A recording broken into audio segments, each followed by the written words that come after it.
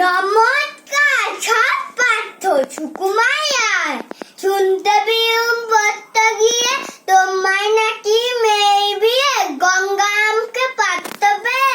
জানতে চাও সে কেমন ছেলে মন্দ নয় পারত ভালো রং যদিও বেড়ায় কালো তার উপরে মুখের গঠন অনেকটা ঠিক পেঁচার মতো বিদ্যা বুদ্ধি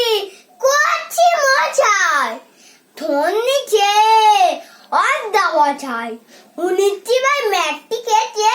খায়ও থামিও সেটে বিষয় আছে